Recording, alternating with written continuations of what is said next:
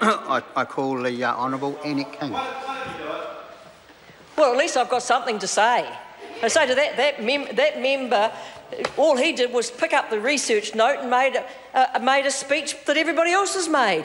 And I have to say, when I looked at them, 1 minute, 27 seconds, 2 minutes, 3 minutes, that's what the contribution's been tonight. I have to say this is a very disappointing debate from the National Party.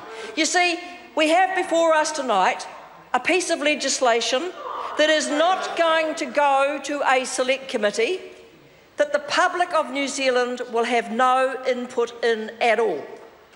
And so this House, costing thousands of dollars a minute, is required to scrutinise legislation on behalf of the public when urgency is taken. And so we expect a government who's so proud of the legislation, who really love the legislation, would stand and make a 10-minute speech on what it means, what it's going to do and why they are so proud. But what we are getting, apart from the interjection from the Chief Whip, who seldom gets to his feet but makes his speeches from his backside, I have to say, Mr. Speaker, what we are getting from the C team they've rolled in tonight are 1 minute and 2 minute speeches. 1 minute and 2 minute speeches. That is an outrage to democracy. It is an outrage that they cannot get on their hind legs and make a speech about a bill they're so proud of. And I have to say, Minister, you have not told us why there needs to be urgency. We got an explanation from Mr Doozy up the back. He told us, Mr Doozy up the back told us... Order. I know the member probably doesn't take offence to that, but his name is Ducey. The missing S. Let's put the missing S back at Mr Ducey and say he told us why this bill needed to be passed under urgency. And why does it need to be passed under urgency, Minister? Because tomorrow, believe this, 3,000 people will be housed. Because if we pass this tonight, we're going to have 3,000 people housed tomorrow. Let's go back to our electorates and see how many people got a house tomorrow because we took urgency on a bill that does not need urgency. Mr Ducey with an S. It does not need urgency. It does not. Why not let the people of New Zealand have a wee say on a bill? Why not have an... I know why. Because maybe the thinking public of New Zealand will say, what are you doing this for? What is the reason for this bill? Why do you need this bill other than you want a creative way to sell off state houses? And they don't want the people coming in that may well be state house tenants telling them what they think about this bill. So they're ramming it through in urgency tonight with this pathetic excuse they have to do it because 3,000 people tomorrow could get a house. Well, I have to say, tell me how that's going to happen with this bill. How exactly is this bill going to provide 3,000 extra houses? In fact, how does selling off state houses actually create more houses? How does that work?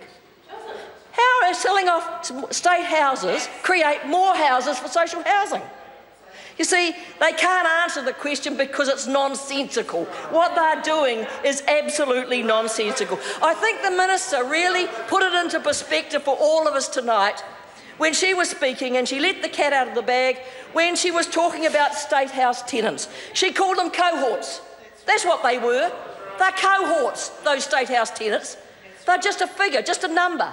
Just a statistic. They're not people who need to be housed because they are the most vulnerable that we have. We don't believe...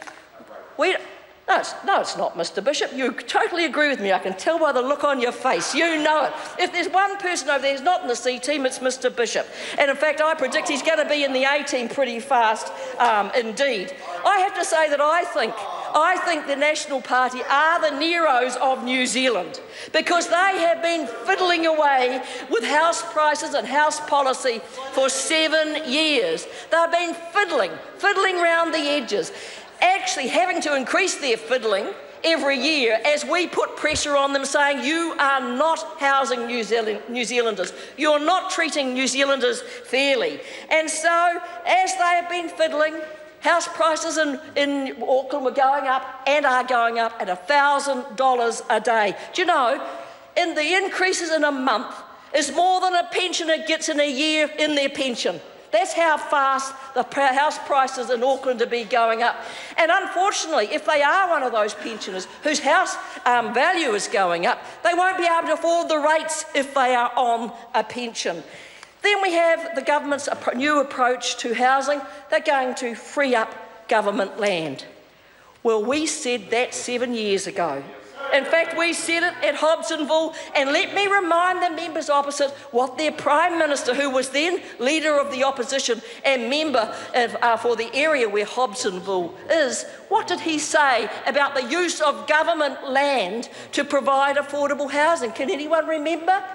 Go back and have a look. Just put it into Google, you'll find it. He said it was economic sabotage.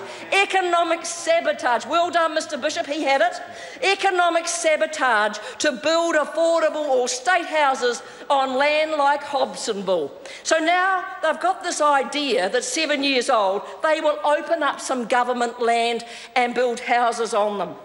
But what we know is they won't be many who will be affordable, because there's something like 17 in Hobsonville out of the thousands that have been built.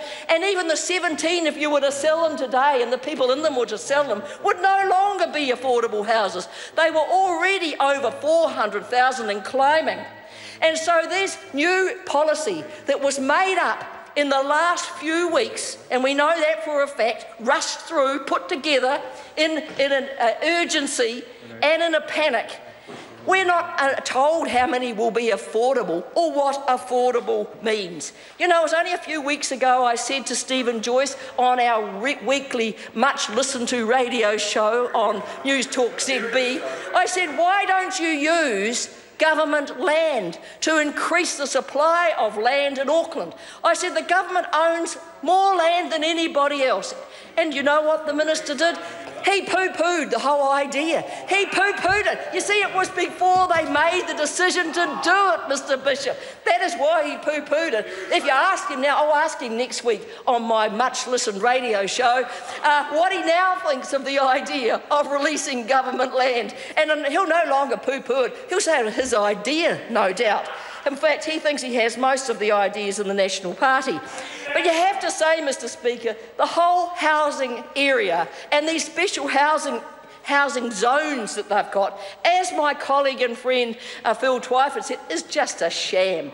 It's just some sort of paper transaction that they're having, saying, look, we've got these special areas and there's 170 houses being built. And then they say, but what about all the consents that we've got going through?